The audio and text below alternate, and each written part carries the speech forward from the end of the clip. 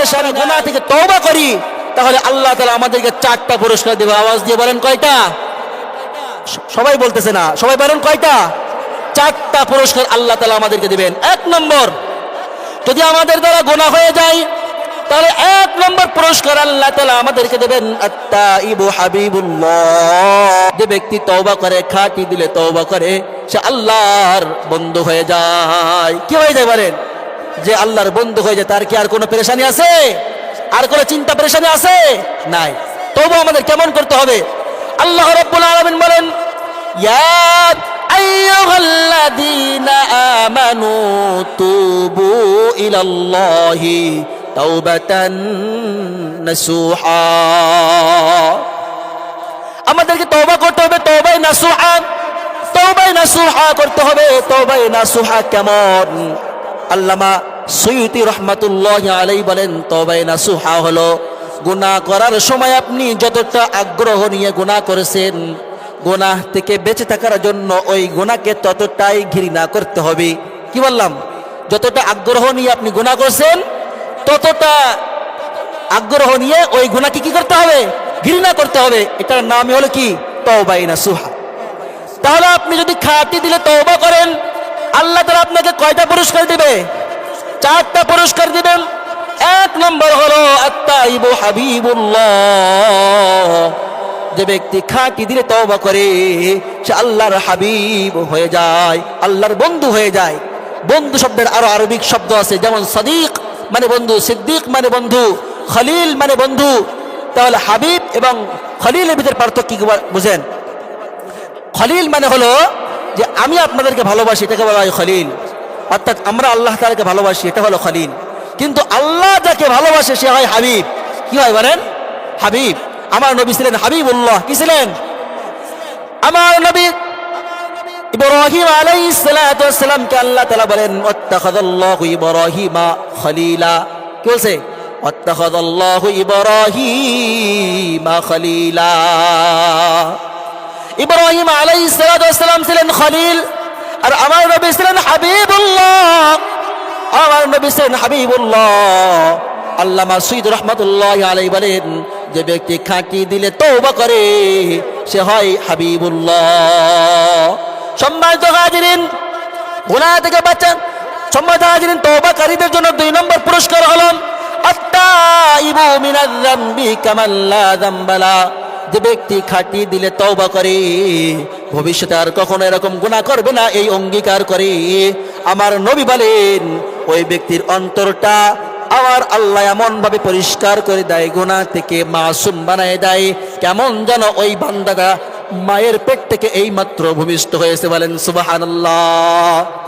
তাহলে আমরা নিষ্পাপ হতে চাই কি চাই কিনা বলেন? মৃত্যুর আগে আমাদের গুনাহ আমরা সম্পূর্ণরূপে ধুয়ে মুছে এরপর কবরে যেতে চাই কি চাই না বলেন? তাহলে যদি খাঁটি দিলে তওবা করা হয়, আমার আল্লাহ কি করে দেয়? গুনাহকে, অন্তরকে পরিপূর্ণভাবে পরিষ্কার করে দেয়। তাহলে খাঁটি দিলে তওবা করতে হবে। সম্মানিত হাজিরিন, শয়তান তো আমাদের পিছনে লেগে আছে। আমরা যদি খাঁটি দিলে তওবা করি, খাঁটি দিলে তওবা করি, আল্লাহ তাআলা আমাদের জন্য 3 নম্বর পুরস্কার রেখেছেন। ইন্না ইবাদি লাইসা লাকা আলাইহিম সুলতান। আমার আল্লাহ বলেন, ও শয়তান, তুই আমার বান্দাকে ধোঁকা দিস, তুমি আমার বান্দাকে গুনাহের প্রতি ধাবিত করিস। তবে শুনে রাখ, যেই বান্দা গুনাহ করার পরে খাঁটি দিলে তওবা করবে, ওই বান্দাকে আমি আমার জিম্মায় নিয়ে নেই। তাহলে খাঁটি দিলে তওবা করলে আমার আল্লাহ কি করবেন? আমাকে নিজের জিম্মায় নিয়ে নেবেন। গুনাহ থেকে যদি বেঁচে থাকে এবং যদি গুনাহ হয়ে যায়, তাহলে যদি খাঁটি দিয়ে তওবা করি, 4 নম্বর পুরস্কার কি? ভালো করে শুনে রাখবেন। আমার আল্লাহ বলেন, ইন্নাল্লাযীনা ক্বালু রাব্বুনাল্লাহু সুম্মা ইসতাকামু তাতানাজ্জালু আলাইহিমুল মালাইকা আল্লা তাখাফু ওয়া লা তাহজানু ওয়া আবশিরু বিল জান্নাতিল্লাতী কুনতুম তুআদুন। نحن أولياؤكم في الحياة الدنيا وفي الآخرة ওয়ালাকুম ফিহা মা তাশতাহি আনফুসুকুম ওয়ালাকুম ফিহা মা তাদউন। আল্লাহ রাব্বুল আলামিন বলেন, ইন্নাল্লাযীনা ক্বালু রাব্বুনাল্লাহ, যে ব্যক্তি খাঁটি দিলে তওবা করবে, এর পরক্ষণে আল্লাহ তাআলা বলেছেন সুম্মা ইসতাকামু তাতানাজ্জালু আলাইহিমুল মালায়েকা, ওই বান্দার যখন মৃত্যু হবে, মৃত্যুর সময় তাতানাজ্জালু আলাইহিমুল মালায়েকা, আমার আল্লাহ রহমতের ফেরেশতাগুলোকে তার জন্য নাজিল করে দেন। বলেন সুবহানাল্লাহ। শুধু তাই নয়, আল্লাহ বলেন তাতানাজ্জালু আলাইহিমুল মালায়েকা আল্লাহ তাখাফু ওয়ালা তাহজানু, তার কোনো ভয় নাই, তার কোনো পেরেশানি নাই। এখানে বলা হয়েছে আল্লাহ তাখাফু, খাউফুন মানেও ভয়, খাউফুন মানেও ভয়। আবার বলতেছে ওয়ালা তাহজানু, এই তাহজানিও মানেও ভয় পেরেশানি।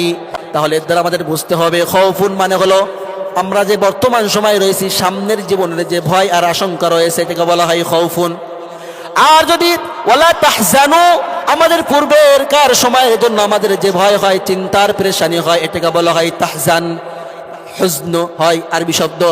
সম্মানিত হাজিরিন, তাহলে যেই বান্দা মৃত্যুবরণ করবে, সে দুনিয়ার জমিনে তাদের সন্তান সন্ততি রয়েছে, তারা কিভাবে চলবে, কিভাবে দুনিয়ার জমি চলবে, একটা যে অন্তর্ভুক্তি পেরেশানি, এবং সে যে মৃত্যুবরণ করতেছে, সামনে যে আসতেছে তার জন্য কিয়ামত, কবর, হাসর নাসর, এই সময় সমস্ত ভয় পেরেশানিকে আল্লাহ তাআলা কি করে দেন? দূর করে দেন। বলেন সুবহানাল্লাহ। আল্লাহ তাখাফু ওয়ালা তাহজানু ওয়া আবশিরু বিল জান্নাহ, শুধু তাই নয়, আল্লাহ তাআলা আবশিরু, সুসংবাদ দিচ্ছেন, ওয়া আবশিরু বিল জান্নাহ, কিসের জান্নাহ? কিসের? জান্নাতের সুসংবাদ দেয়। সম্মানিত হাজিরিন, তাহলে যে ব্যক্তি খাঁটি দিলে তওবা করবে, মৃত্যুর সময় আল্লাহ তাআলা তার জন্য রহমতের ফেরেশতা নাজিল করবে, তার দুনিয়ার কোনো চিন্তা, আখিরাতের কোনো চিন্তা তার থাকবে না। সম্মানিত হাজিরিন, শুধু তাই নয়, আল্লাহ তার জন্য জান্নাতের সুসংবাদ দিয়েছেন। এই জান্নাত তার জন্য অবধারিত। ওয়াবশিরু বিল জান্নাতিল্লাতী কুনতুম তুআদুন, আল্লাহ তাআলা আমাদেরকে দুনিয়ার জমিনে যেই জান্নাত দেওয়ার জন্য ওয়াদা করেছেন, সেই জান্নাত আমাদেরকে আল্লাহ তাআলা দিবেন। শুধু তাই নয়, নাহনু আউলিয়াউকুম ফিল হায়াতিদ দুনিয়া ফিল আখিরাহ ওয়ালাকুম ফিহা মা তাশতাহি আনফুসুকুম ওয়ালাকুম ফিহা মা তাদউন। শুধু তাই নয়, জান্নাতের ভিতরে যাওয়ার পরে তার অন্তরের ভিতরে যেই ধারণা আসবে, ওই ধারণাটাও আল্লাহ তাআলা কবুল করবে।